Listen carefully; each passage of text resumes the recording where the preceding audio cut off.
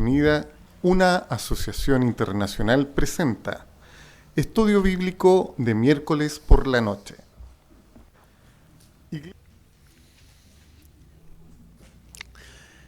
Muy buenas noches a todos, bienaventurados y bienvenidos a este estudio bíblico el miércoles en la noche, también a todos los que nos están escuchando por medio del internet. Este es el sexto estudio bíblico que estamos llevando a cabo de esta forma, transmitiéndola el miércoles en la noche. Y nosotros, mi esposa y yo, hemos estado visitando a las iglesias acá en Chile y me pidieron compartir con ustedes estas enseñanzas en este estudio bíblico que espero les interese tanto como me ha interesado a mí a través de los años. Es algo que me hubiera gustado saber al principio de mi ministerio, pero que a medida que pasó los años fui indagando más, y así vamos a hacer esta presentación de las 7 reglas claves de la interpretación bíblica. Nosotros estuvimos en Cincinnati, Ohio, hace un mes atrás para la Conferencia General de Ancianos que se lleva a cabo cada año, y tuve la oportunidad de dar una presentación, de la cual gran parte de esa presentación es la que la voy a entregar a ustedes. Esto se entregó a nivel ministerial, pero son cosas bíblicas que le sirven a todo el mundo. Y en esta ocasión, el lema principal de esa conferencia ministerial es trabajar en la palabra de Dios. Y está esto basado en lo que se menciona en 1 Timoteo 5:17, que aquí lo tengo. Dice: los ancianos que gobiernan bien sean tenidos por dignos de doble honor, mayormente los que trabajan en predicar y enseñar. Obviamente está hablando de predicar y enseñar la palabra de Dios. El término aquí, trabajar, significa un trabajo arduo. Y ahora vamos a empezar acá en la primera transparencia, y esto está en 2 columnas, de arriba hacia abajo, primero a la izquierda y después la columna derecha. Significa un trabajo arduo y diestro, que se requiere cierta habilidad para llevarlo a cabo. Otras de las escrituras claves que enfocamos era la de 2 Timoteo 2:15, que dice: procura con diligencia presentarte a Dios aprobado, un trabajador, y aquí se refiere a un trabajador espiritual o un obrero que no tiene de qué avergonzarse, que usa bien la palabra de verdad. Y esto implica estudio, usar bien las herramientas bíblicas para poder usar bien la palabra de verdad. La palabra hermenéutica quizás suene un poco técnica, pero significa en el griego interpretar. Y en 1 Corintios 14:26 se usa el vocablo hermeneia, del cual viene la palabra hermenéutica, que significa interpretación. Y entonces, cuando uno estudia profundamente la palabra de Dios, hay un campo que uno estudia, que es la hermenéutica, que son las reglas de interpretación bíblica. Y en la Biblia tenemos buenas interpretaciones y malas interpretaciones. Como nos dice en 2 de Pedro, capítulo 3, versículo 19, Pedro advirtiéndole a los hermanos que era fácil torcer algunas de las epístolas del apóstol Pablo y que habían algunos que lo estaban haciendo de esa manera. En 2 de Pedro 3, versículo 19, y en realidad, quería decir aquí versículo 15 y 16, disculpen que tengo ahí el número equivocado, es 15 y 16, dice, y tened entendido que la paciencia de nuestro Señor es para salvación, como también nuestro amado hermano Pablo, según la sabiduría que le ha sido dada, os ha escrito. Casi en todas sus epístolas, estas son conocidas como las epístolas de Pablo, que tenemos aquí, 13 de ellas en el Nuevo Testamento, dice, hablando en ellas de estas cosas, entre las cuales hay algunas difíciles de entender, las cuales los indoctos e inconstantes tuercen, como también las otras escrituras, para su propia perdición. Note que Pablo no estaba criticando las epístolas de Pedro, pero diciendo que había algunas que eran difíciles de entender y que algunos los torcían.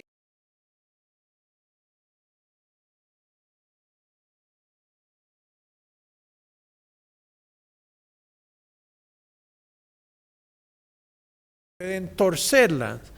Y la palabra aquí, cuando dice tuercen, es darle vuelta a algo que no esté bien puesto, que la sacan fuera de su contexto.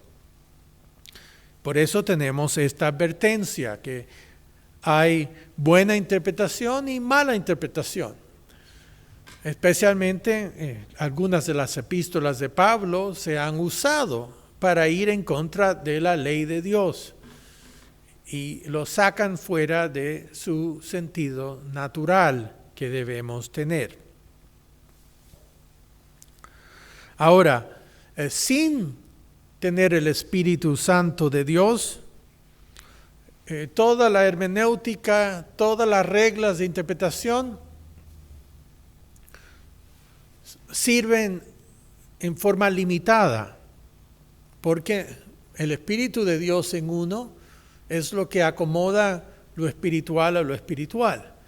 Y Cristo mencionó muchas veces que a los discípulos, que eran personas relativamente sencillas, no eran personas doctas y no tenían todo tipo de educación, pero Él les dijo que a ustedes, y es a través del Espíritu Santo, se les ha entregado estas preciosas verdades. Por eso es que la hermenéutica o la ciencia de interpretar la Biblia sin el Espíritu Santo no va uno a entender las cosas espirituales de Dios. A la vez, por solo el hecho de tener el Espíritu Santo no significa que uno automáticamente va a interpretar todo correctamente. Hay que ocuparse en la palabra, trabajar, ser diligente y no flojo para entender la palabra de Dios. El hecho de tener el Espíritu Santo no significa que no hay que trabajar y estudiar arduamente. Se necesitan las dos partes. Por eso, aquí vamos a ver 7 de las herramientas más útiles que he encontrado para estudiar la palabra de Dios. Estas son reglas un poco más avanzadas. Nosotros tenemos un folleto que se llama ¿Cómo entender la Biblia?, que yo fui el autor de ese folleto hace muchos años atrás. Y tiene las reglas básicas, estas son un poco más avanzadas. Ya se supone que ustedes conocen los puntos básicos, pero aquí estas reglas son un poco más avanzadas y son bastante útiles, como ustedes van a ver. Y esta primera regla de las 7 que vamos a ver esta noche son las imágenes verbales hebreas. Estos también se llaman modismos, que son frases o expresiones que no se deben tomar literalmente. Por ejemplo, cuando está lloviendo fuerte afuera, dice, está lloviendo a cántaros. Pero eso no significa, un cántaro es un balde o un cubo, que eso no significa que hay cubos de agua que literalmente están cayendo del cielo. Es una expresión figurada, llena de colorido, porque así parece como que estuviera cayendo en baldes el agua. Pero eso es solamente una imagen verbal que tenemos en el español. Y esas imágenes verbales, algunas de ellas son llamadas hebraísmos o semitismos. Hebraísmos vienen de la palabra hebreo, que significa el pueblo hebreo, que usaban estas imágenes verbales, estos modismos hebreos. Semitismos no se limita solo al hebreo, sino también al arameo, que en los tiempos de Jesús esa era la lengua común y corriente, y que era pariente de lo que del hebreo. El hebreo en realidad es como la lengua ancestral, y después el arameo es un tipo de dialecto que tomó forma y que se usó en los tiempos de Cristo. Entonces, semitismo es un poco más amplio, pero esto sencillamente significa que son las expresiones normales que se usaban en ese entonces. Por ejemplo, en el inglés hay 25,000 distintos modismos o imágenes verbales. En el español hay algo equivalente. En Chile se usan mucho los modismos, expresiones. En Perú se usan otros. Pero todos los pueblos ocupan estas frases, y estas frases se encuentran a través de la Biblia. En el Antiguo y en el Nuevo Testamento hay muchísimos de estos modismos, y entonces a veces las personas toman algo literalmente que es en realidad en forma figurada, que es una imagen, como vamos a ver unos cuantos ejemplos al respecto de ellos. Un hebraísmo que se usaba en los tiempos de Cristo, y es importante darse cuenta que el Nuevo Testamento fue escrito en griego, pero con un subestrato del hebraísmo, es decir, se tradujeron del hebreo al griego muchas de las expresiones que aparecen en el Nuevo Testamento, porque eran todos hebreos, provenían del mundo hebreo, pero el idioma griego fue lo que se impuso sobre ellos, porque los griegos conquistaron Israel, después los romanos lo conquistaron, que los romanos habían tomado el griego como su base cultural y filosófica. Entonces las personas se expresaban en el hebreo y lo traducían al griego. Y el griego es lo que tenemos hoy día. ¿Por qué se usaban tanto los modismos?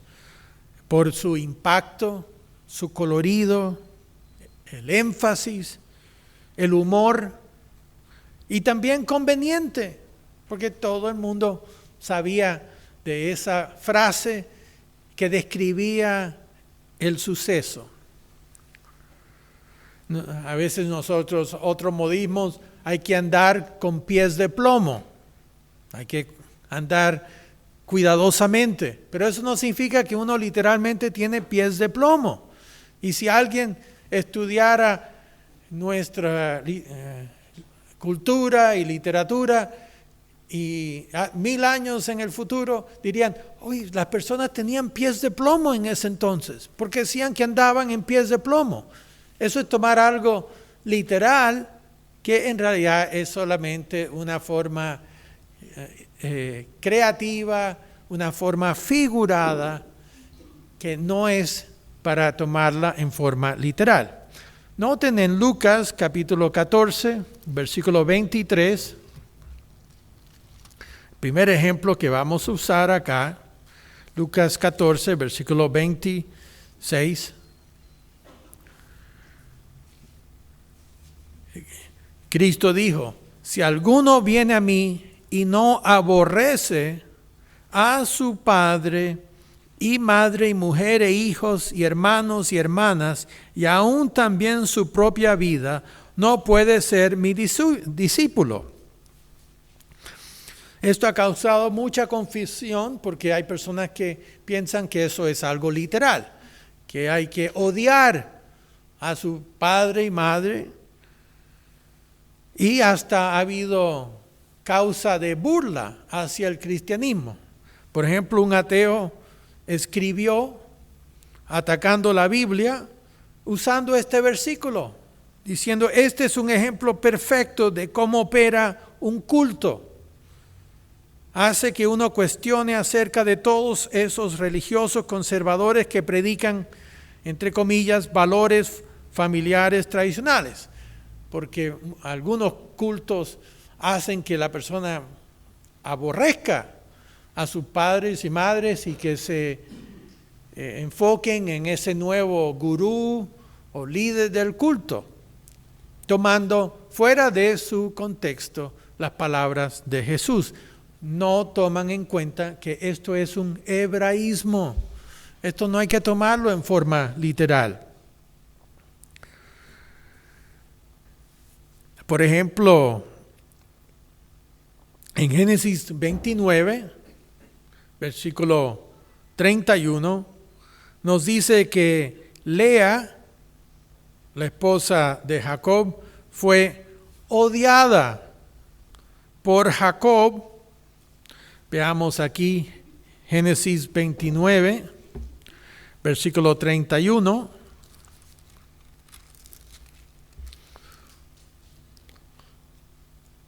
Dice, y vio el Eterno que Lea era menospreciada y le dio hijos, pero Raquel era estéril. La palabra aquí menospreciada, algunas otras traducciones es como menospreciada, odiada,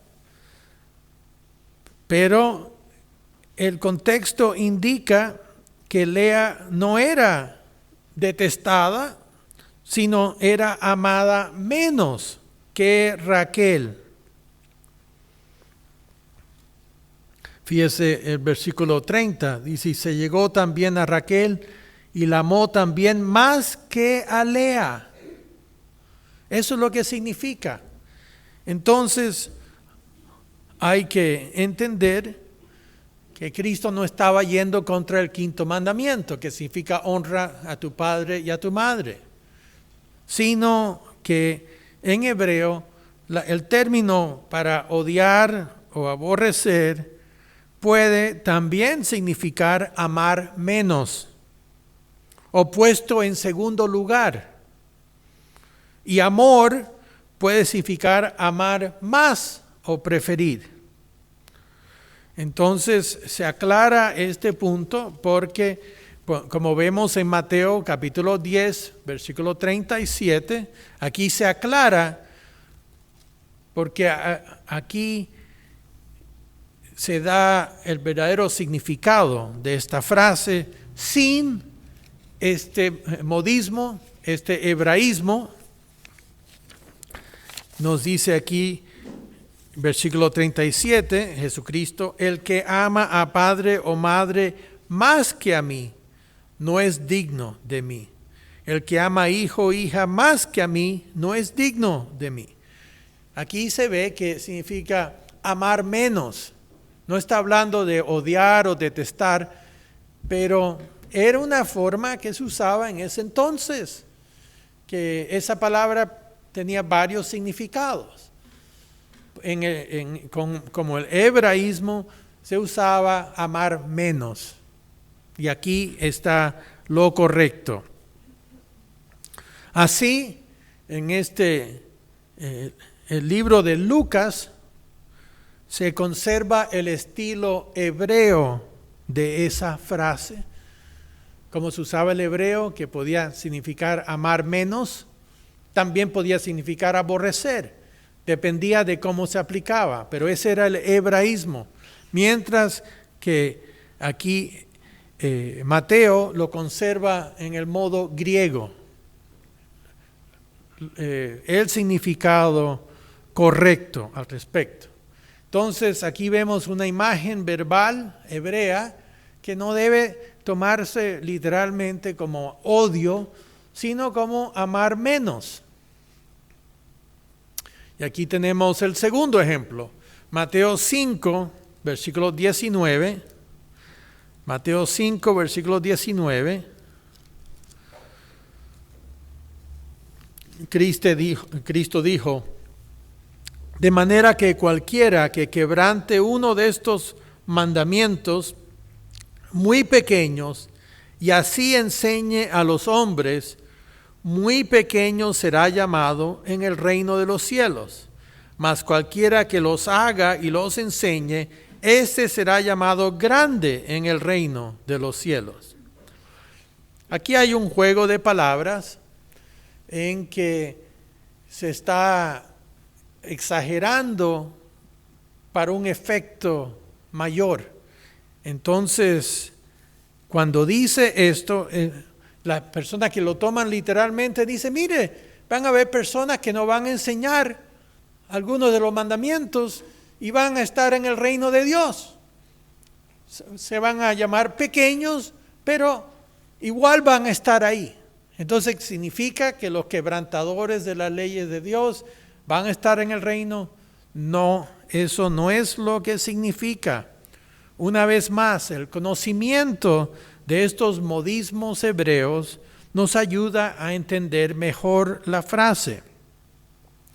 Hay un tipo de modismo en hebreo que es el principio exclusivo o inclusivo, que está comparando dos cosas y está diciendo: esta parte es la que va a ser importante y esta parte no va a significar nada.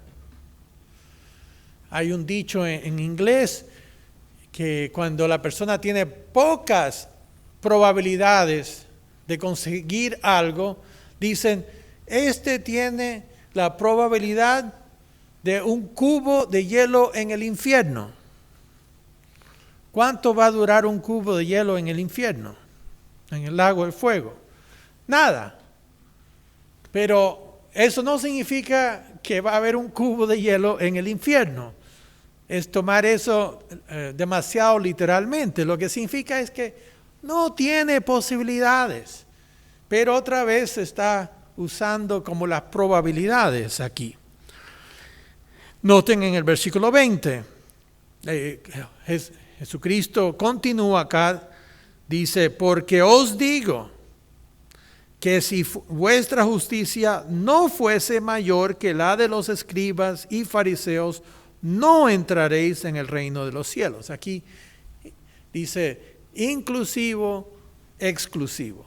Si la persona no enseña los mandamientos en la forma correcta, como los fariseos, no van a estar en el reino de Dios. Hay varios comentarios comentarios bíblicos que mencionan este hecho. El comentario de Barnes dice: los que pretenden que hay leyes de Dios tan pequeñas que no se necesitan obedecer, no serán dignos de su reino. Eso es lo que quiere decir. El que excluye esto no va a ser incluido en eso. Otro comentario bíblico, Bengel, este es un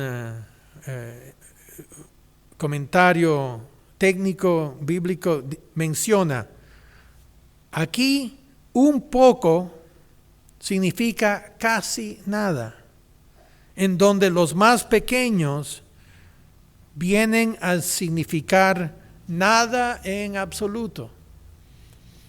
Por eso, si uno no entiende los modismos, lo está tomando demasiado literalmente.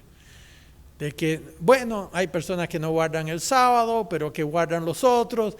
Ellos van a estar en el reino y van a ser llamados muy pequeños. No es así. Eso es tomar un modismo y tomarlo muy literalmente para lo que realmente significa.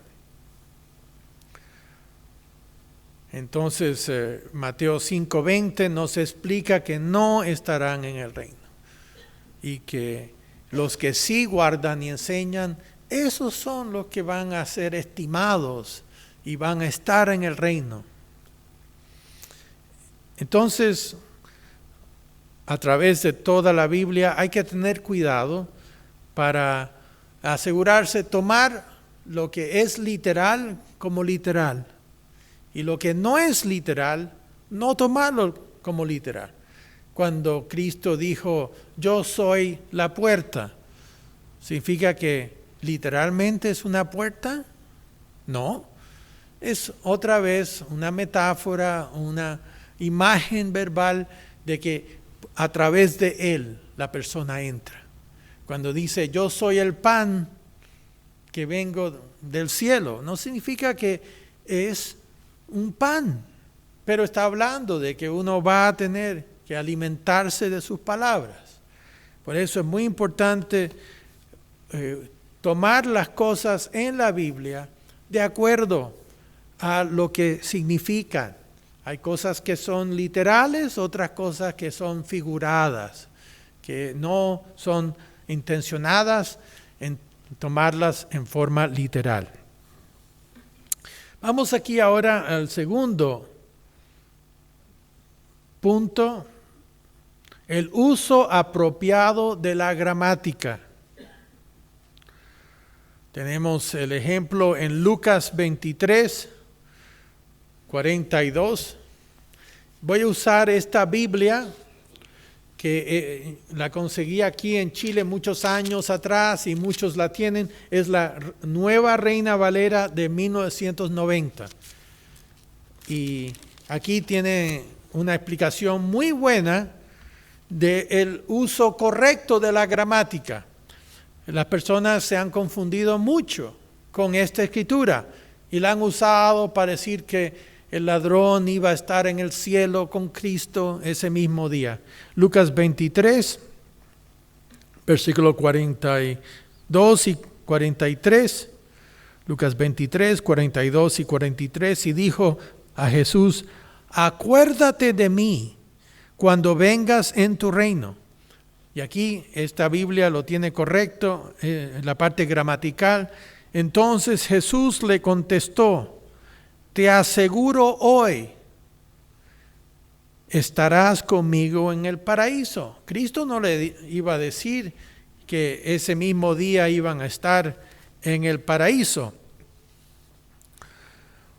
Otra vez aquí los traductores colocaron comas de acuerdo a su interpretación de la gramática, de acuerdo al texto y su teología.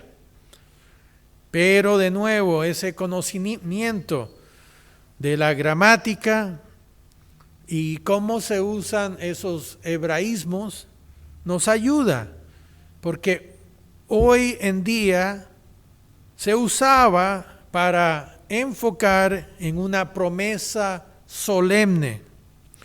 En numerosas veces en el Antiguo y también, como vamos a ver en el Nuevo Testamento, se hacía énfasis que cuando decía, te aseguro hoy, era una frase importante que Dios mismo la usó con Israel.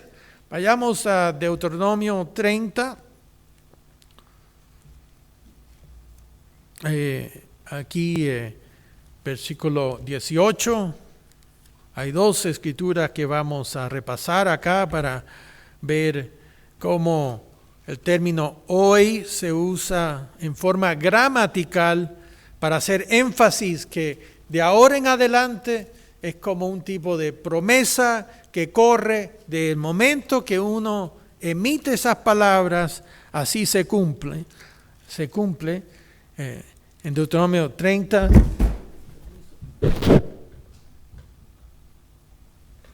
(18)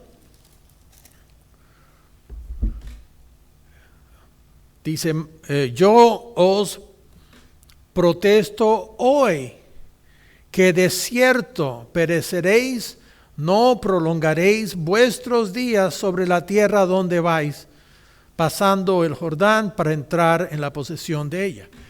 Dios no estaba haciendo énfasis en que es un día de calendario que estás haciendo, como que, bueno, hoy en vez de mañana o de ayer, no como, bueno, estoy hablándoles el día martes, sino está haciendo énfasis, que les digo ahora, esto es cuando la promesa se empieza a llevar a cabo. Noten otra escritura sobre eso, Deuteronomio 29. Deuteronomio 29. Aquí vemos que son las palabras que el Eterno mandó a Moisés que celebrase con los hijos de Israel. Son palabras del Eterno. Y él usó ciertas formas gramaticales que el pueblo hebreo continuó. ¿No le hubieran impactado a ustedes que Dios estaba hablándole al hombre? ¿Creen que le hubieran cambiado el sentido gramatical a la frase que Dios mismo estaba usando? No, se iba a respetar. Por eso vemos aquí en el versículo 9, dice, guardaréis pues las palabras de este pacto y las pondréis por obra para que prosperéis en todo lo que hiciereis. Y entonces en Deuteronomio capítulo 6 pueden ver la misma expresión, y a través de todos estos relatos se dice, yo os digo hoy. Y Cristo usó esa misma frase con el ladrón en la cruz. En Hechos 20, el apóstol Pablo usó este hebraísmo cuando habló con los ministros efesios. Aquí en Hechos 20, versículo 26. Cuando quería él hacer énfasis en algo que él iba a comprometerse desde el momento que emitía esas palabras. Hechos 20, versículo 26. Dice, por tanto, yo os protesto en el día de hoy que estoy limpio de la sangre de todos. Otra vez, el énfasis es que ustedes pueden asegurarse desde que yo digo esto, yo declaro que yo soy inocente de toda sangre. En esta nueva Reina Valera, en Lucas 23, hace un buen comentario de por qué la forma gramatical está equivocada en la mayoría de las Biblias, porque fueron traducidas por personas protestantes o evangélicos que ellos quieren que diga que van a ir al cielo. Pero aquí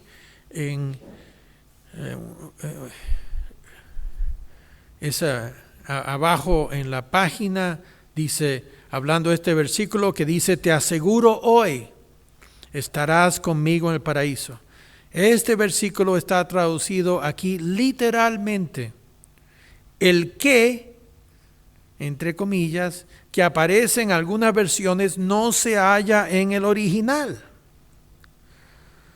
Porque muchas de estas otras traducciones dicen, te aseguro que hoy estarás conmigo. La palabra que no aparece en el original. Ellos lo pusieron ahí para darle el sentido que querían. Dice, Jesús no podía haber prometido llevar al ladrón al paraíso en ese mismo día. Dice, una de las razones que usa aquí dice, el Señor no ascendió al cielo hasta el tercer día. Él iba a estar 3 días y 3 noches muertos en la tumba. Él no iba a estar en ninguna parte. Además, el malhechor mismo no pidió a Jesús que lo llevara al paraíso en ese día, sino dijo, cuando vengas en tu reino. Ya ese hombre entendía que no hay almas inmortales, o que Cristo iba a traer a su reino, o que lo iba a llevar a su reino de inmediato, sino que acuérdate de mí cuando vengas en tu reino. Continúa aquí diciendo esta Biblia, la Escritura enseña que la vida eterna no se da al morir, sino al regreso de Cristo. Véase Mateo 16, 27 y 2 Timoteo 4, 8. Por eso el uso de la gramática es muy importante. Vamos a hacer otro ejemplo. Aquí en Apocalipsis 20, versículo 10, en la Reina Valera que nosotros usamos, de Lucas está mal, porque ponen esa coma en el lugar equivocado, le añaden ese que, y aquí hay otra escritura que está mal traducida en la Reina Valera. Apocalipsis 20, versículo 10, dice, y el diablo que los engañaba fue lanzado en el lago de fuego y azufre, donde aquí dice, estaban la bestia y el falso profeta, y serán atormentados día y noche por los siglos de los siglos. Otra vez los traductores quieren insertar su propia idea. Ay, mire, aquí ve el falso profeta y la bestia están quemándose. Y aquí esto es al final de los 1000 años. Entonces, aquí hay 2 seres humanos que siguen quemándose después de 1000 años y enseñan esas cosas. Pero otra vez, hay gato encerrado. Ellos insertaron el verbo que no aparece en el original. El verbo está ausente. Entonces, se puede añadir acá en que dice, el diablo que los engañaba fue lanzado en el lago de fuego y azufre, donde habían estado la bestia y el falso profeta. Hay varias traducciones que dicen que habían estado. Y entonces, esto de y serán atormentados día y noche por los siglos de los siglos, aquí lo que no se toma en cuenta es que el diablo está con sus ángeles caídos. La Biblia no siempre está hablando de esas huestes que están con el diablo, porque se da por sentado. Noten en Mateo 25, 41, Cristo explicó para quién es ese lago del fuego donde van a ser atormentados unos seres. Mateo 25, versículo 41, nos dice: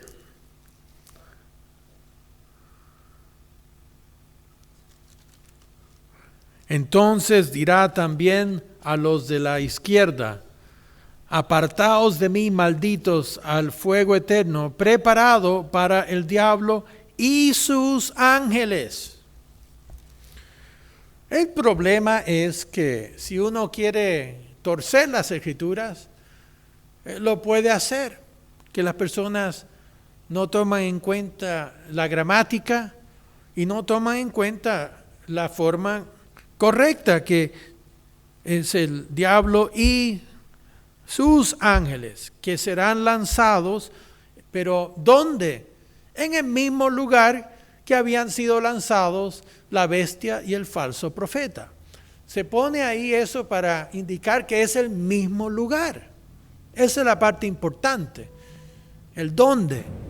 Bueno, ese lago del fuego es donde habían sido lanzados 1000 años antes la bestia y el falso profeta. En Apocalipsis el diablo no está solo, está con sus ángeles. Él tiene un ejército. En Apocalipsis 12:9, aquí nos habla de que fue lanzado Satanás con sus ángeles. Una tercera parte de los ángeles están bajo Satanás. Lo que pasa es que en Apocalipsis 12:9 se habla de Satanás y sus ángeles. Apocalipsis 16, 13 al 14 nos habla de los demonios que estaban operando junto con Satanás. 18:12 nos habla también de los demonios. Entonces, la Biblia no siempre va a explicar algo que ya se da como un hecho. Acuérdense que costaba mucho escribir en estos papiros que eran rollos y que había que abreviar todo lo posible, porque una vez que se le acababa el rollo, ya no podían añadir más páginas. Por ejemplo, en aras de la brevedad, nosotros usamos esos tipos de modismos también. Dijimos, O'Higgins ganó Chacabuco. ¿Pero eso significa que O'Higgins fue el único que peleó contra los españoles? No. Pero no se va a repetir cada vez. ¿Por qué? Porque él representa a su ejército. El diablo representa a su ejército. Y por eso es que nos habla de que van a ser atormentados, porque no es solo el diablo, pero como personas creen que hay una inmortalidad del alma y que van a estar achicharreándose por 1000 años y después más allá, se equivocan al respecto, pero ese verbo no aparece. El escritor G.E. Ladd, un estudioso del griego, escribió el comentario de Apocalipsis, y yo tengo ese comentario conmigo. Por casualidad estaba leyendo lo que él decía, y él en ningún lugar menciona a la bestia y el falso profeta. Él aquí, cuando da esta explicación de este versículo, dice: el diablo y sus ángeles son espíritus, no son seres físicos. ¿Cómo puede un lago de fuego infligir la tortura eterna a los seres no físicos? Es difícil de imaginar. Pero en ningún momento dice que eso tiene que ver con seres físicos. Ellos fueron quemados vivos en el lago del fuego, la bestia y el falso profeta. Pero no Satanás y sus ángeles, son seres espirituales. Por eso es que habla de que ellos no se van a quemar como sucedió con los seres humanos. Entonces este es el segundo punto que hay que tomar en cuenta, el uso correcto de la gramática. El tercer punto, que también es divertido saber esto porque les abre una panorámica de que como la Biblia fue escrita por este pueblo hebreo, que le gustaba mucho la forma de paralelismos que vamos a estudiar acá ahora, paralelismos hebreos. Una tercera parte del Antiguo Testamento tiene paralelismos hebreos, y esto significa que como el pueblo hebreo es muy expresivo y le gustaba la poesía, pero no como nosotros en el mundo occidental, que siempre hacemos que rimen las últimas palabras de las estrofas, y así es como toda la poesía es así. En el mundo hebreo era el usar el mismo pensamiento y expresarlo dos veces. Por eso se llama paralelo, porque usaban equivalentes. Y, por ejemplo, en Salmos capítulo 2, veamos Salmos capítulo 2, todos los salmos están escritos en este paralelismo hebreo, en que usan frases equivalentes. Y también una parte del Nuevo Testamento está escrita de esa manera, que se repite el mismo pensamiento más de una vez. Por ejemplo, Salmo 2, versículo 1, dice: ¿por qué se amotinan las gentes y los pueblos piensan cosas vanas? Esos son equivalentes. Uno se amotina y el otro piensa cosas vanas, pero está expresando esa misma rebelión con dos frases. Dice: se levantarán los reyes de la tierra y príncipes consultarán unidos. Entonces, reyes aquí equivale a príncipes, se levantan y se consultan entre ellos. Contra el Eterno y contra su ungido, diciendo: rompamos sus ligaduras y echemos de nosotros sus cuerdas. ¿Hay alguna diferencia entre rompamos sus ligaduras y echemos de nosotros sus cuerdas? Bueno, las dos es romper y echar las cuerdas de lado. El que mora en los cielos se reirá, el Señor se burlará de ellos. Es la misma idea, pero expresada de distinta forma. Y de hecho, a veces se repite más de dos veces. A veces se usan tres frases para expresar la misma idea.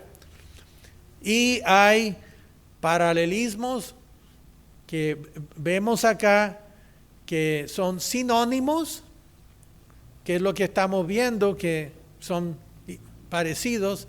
Hay paralelismos antagónicos, que una parte expresa una idea y la siguiente es lo opuesto. Por ejemplo, Proverbios 10, versículo 4. Casi todos los proverbios están con un tipo de paralelismo antagónico. Aquí vemos Proverbios 10, 4. Dice: la mano negligente empobrece, mas la mano de los diligentes enriquece. Entonces uno es negativo y el otro es positivo. Pero hay paralelismo igual. Dos frases usadas aquí. La siguiente frase: el que recoge en el verano es hombre entendido. El que duerme en el tiempo de la siega es hijo que avergüenza. Y hay veces que son paralelismos que completan la idea. Tienes una mitad de la idea y después se agrega la segunda parte que lo completa. Esos son paralelismos complementarios. Por ejemplo, cuando estuvimos en Temuco, don Abelardo nos hizo la siguiente pregunta, porque yo usé una escritura en Génesis 1:26. Génesis 1:26 dice: entonces dijo Dios, hagamos al hombre a nuestra imagen, conforme a nuestra semejanza. Y él mencionó, ¿son iguales estas dos frases? Pues sí lo son. Es la misma idea expresada de distinta forma. Pero aquí imagen y semejanza son términos equivalentes y se ven a través, aquí versículo 27, y creó Dios al hombre a su imagen, a imagen de Dios lo creó. Igual. Y después viene la parte complementaria que se añade, varón y hembra los creó. Ahí se añadió algo a la primera frase. Entonces es importante para no confundirse, porque hay personas que se equivocan. Por ejemplo, se puede mal entender una escritura, Zacarías capítulo 9. Zacarías capítulo 9.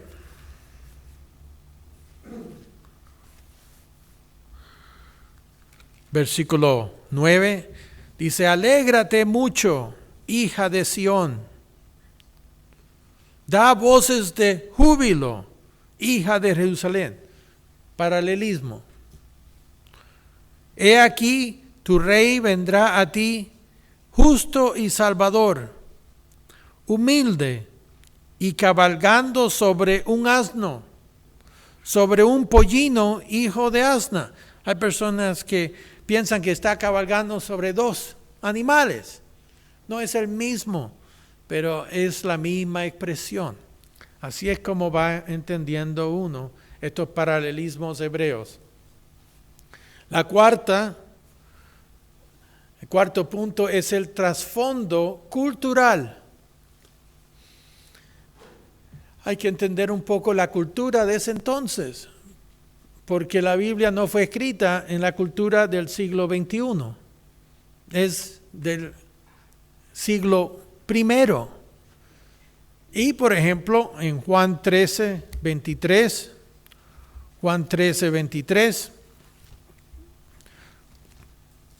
aquí nos dice: y uno de sus discípulos, al cual Jesús amaba, estaba recostado al lado de Jesús.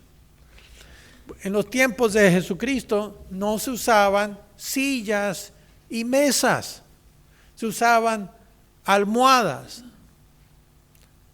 y se recostaban, y había una mesa muy baja y se ponía la comida, y entonces ellos se recostaban y uno estaba al lado del otro, estaban de lado, y entonces tomaban la mano y metían el pan y así se comían. Por eso ese famoso cuadro de Leonardo da Vinci, que algunos ahí han hecho todo tipo de especulación, tienen muchísimos errores. Lo tienen como si Cristo fuera un tipo de persona o un señor de la Edad Media. Ahí lo tienen sentado sobre unas sillas, y eso no era en los tiempos de Cristo. Por eso hay que entender la cultura. Igual que los matrimonios no eran igual en todas sus etapas a nuestro matrimonio. La primera etapa del matrimonio en los tiempos de Jesucristo se llamaba el desposorio. Veamos Mateo capítulo 1, versículo 18. Mateo 1, versículo 18. Dice, el nacimiento de Jesucristo fue así. Estando desposada María, su madre, con José, antes que se juntasen, se halló que había concebido del Espíritu Santo. José, su marido, como era justo y no quería infamarla, quiso dejarla secretamente. En el desposorio, era la primera etapa, ya se había establecido que eran hombre y mujer, pero no se podía unirse hasta un año después. Una de las razones que tenían era para ver si estaba embarazada o no la mujer. Y aquí, como se halló embarazada durante esta primera etapa del matrimonio, él quería apartarla secretamente, no quería hacer a voces públicamente lo que había pasado. Entonces es importante entender el desposorio, que sí ya era parte del matrimonio, pero era antes que se juntasen. Hoy día no se hace eso. Personas se casan, se juntan el mismo día. Entonces hay que entender eso, porque hay esa analogía de que nosotros somos la desposada de Cristo, la novia de Cristo. Nosotros estamos en un proceso, pero realmente cuando venga ese matrimonio completo es cuando Cristo regrese de la tierra. Las bodas, dice ahí, del Cordero, pero nosotros ya, una vez bautizados, recibiendo el Espíritu Santo, estamos en un tipo de desposorio. Ya somos parte de ese nuevo pacto, pero no se ha consumado, no se ha terminado, porque la segunda etapa todavía está en el futuro. Entonces es importante el trasfondo cultural para entender mejor las Escrituras. La quinta regla es la definición de los términos, lo que significan. Por ejemplo, Juan capítulo 5, versículo 39. Juan capítulo 5, versículo 39.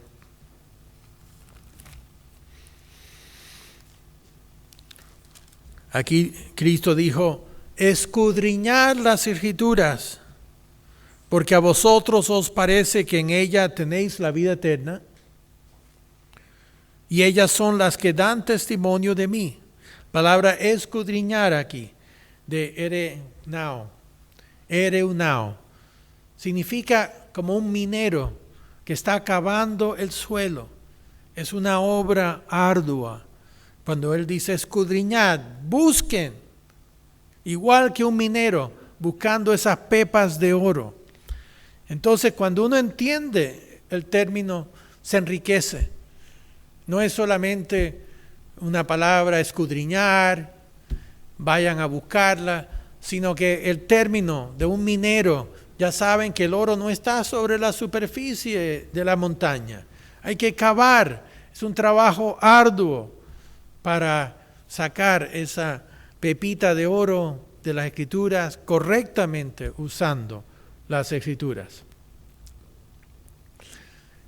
El sexto punto tiene que ver con el contexto global de la Escritura, que cuando uno la estudie, tome en cuenta el resto de la Biblia, lo que dice el resto de la Biblia, que eso es lo que las personas muchas veces no lo hacen. Entonces tratan de formar doctrinas solamente de unas pocas escrituras y no ver el contexto global. Por ejemplo, en Génesis capítulo 3, versículo 15, esto nos da a modo de vuelo de pájaro. Esta escritura es la primera profecía en la Biblia y abarca desde Génesis hasta Apocalipsis. Génesis 3, versículo 15,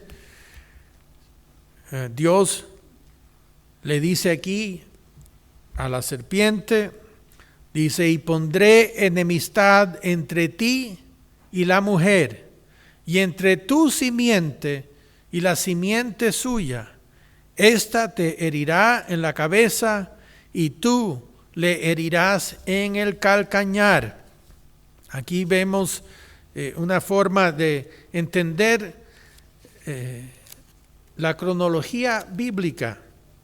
En realidad acá vemos 5 distintas etapas en la historia.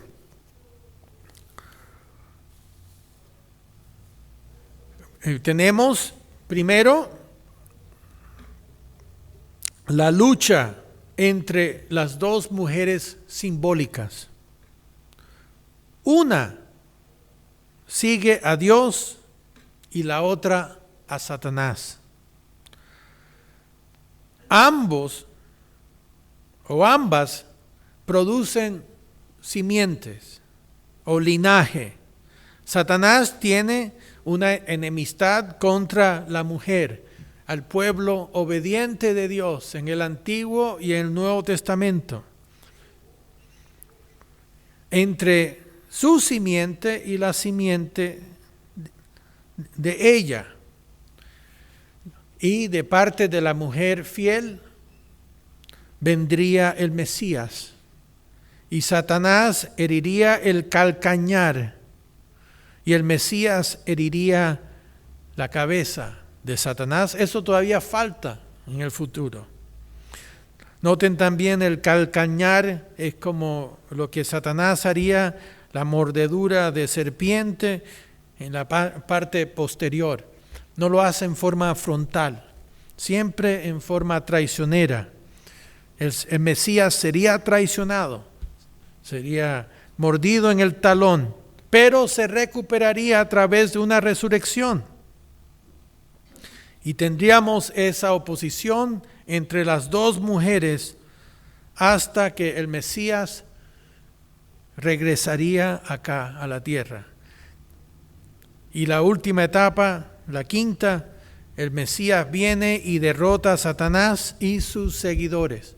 Entonces desde Adán y Eva empezaría la lucha y terminaría con Cristo aplastando a Satanás y a sus seguidores.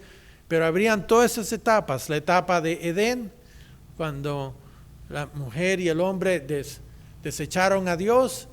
Después tenemos la etapa desde el tiempo de Edén hasta la venida del Mesías, que Satanás estaría persiguiendo siempre a la simiente de la mujer. Y entonces después, la tercera etapa, Satanás muerde a Cristo. Él muere pero resucita.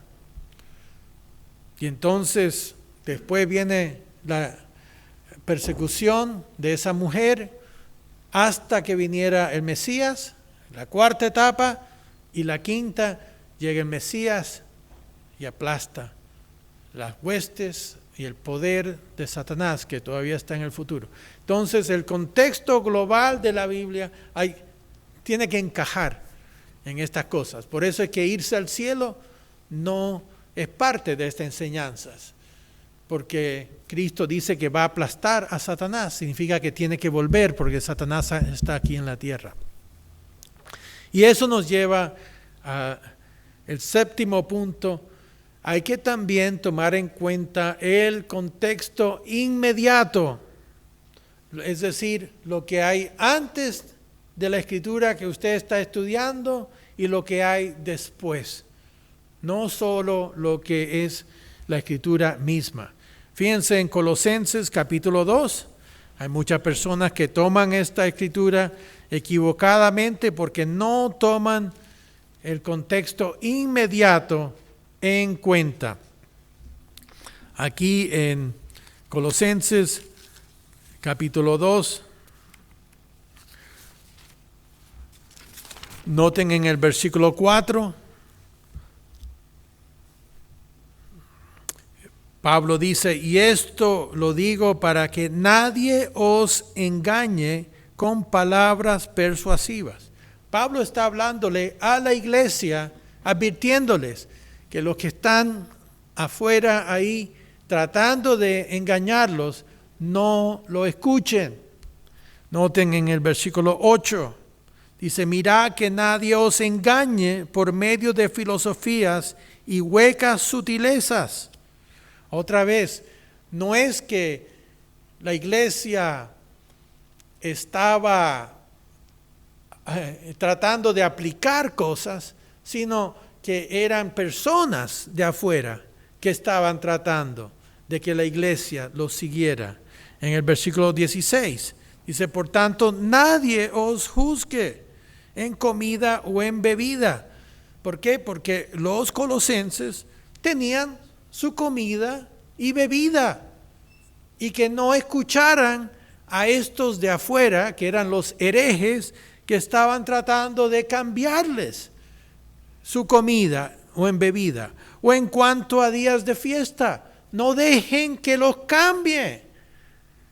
O luna nueva, que es la forma de tomar en cuenta las fiestas santas que se necesitan, tomar en cuenta la luna nueva, o días de reposo, hablando de sábados. Y Pablo aquí no está hablando en forma negativa. Dice, todo lo cual es sombra de lo que ha de venir. Son fiestas, son cosas que nos enseñan lo que va a venir en el futuro, no lo que está atrás. No es algo que ha caducado, sino todo lo contrario. No dejen que nadie los engañe para que dejen de guardar estas cosas. Entonces el contexto, y noten versículo 18, dice que nadie os prive de vuestro premio, afectando humildad y culto a los ángeles. Estas personas no estaban bien. Pablo está diciendo, ustedes están guardando las cosas bien. Son ellos los que están mal, no los tomen en cuenta. ¿Y qué hace el cristianismo? Le da vuelca a la mesa y toma a ellos que ustedes no deben guardar esas cosas. Y es todo lo contrario. Ellos estaban guardando bien las cosas, eran los herejes que no estaban guardando bien. Entonces hay que tomar el contexto inmediato para entenderlo. Entonces tenemos acá 7 reglas claves bíblicas que hemos repasado hoy día. Primero, las imágenes verbales. Tomen en cuenta que hay muchas cosas que hay debajo de lo que uno lee, hay un subestrato que está el pensamiento hebreo. Tomemos eso en cuenta. Número 2, el uso correcto de la gramática, porque los traductores a veces añaden palabras y hay que estar pendiente de eso. Número 3, los paralelismos hebreos que se encuentran a través de toda la Biblia y que a veces las personas piensan que se están usando 2 pensamientos cuando es uno repetido 2 veces. El trasfondo cultural, tómenlo en cuenta, que no es la cultura actual la que tenían en la Biblia. Y la definición de los términos, asegúrense de buscar el significado correcto de las palabras. Número 6, el contexto global. Miren a través de la Biblia que sea algo que cuadra con el resto de ella. Y el 7º punto, vean el contexto inmediato. Tómenlo en cuenta. Aquí entonces tenemos 7 herramientas que pueden ayudarlo a profundizar más en el estudio de la palabra de Dios, y debemos usarlo con diligencia y prudencia. Buenas noches a todos. Estudio bíblico de miércoles por la noche. Iglesia de Dios Unida, una asociación internacional, presentó Estudio bíblico de miércoles por la noche. Iglesia de Dios Unida, una asociación internacional, presentó Estudio bíblico de miércoles por la noche.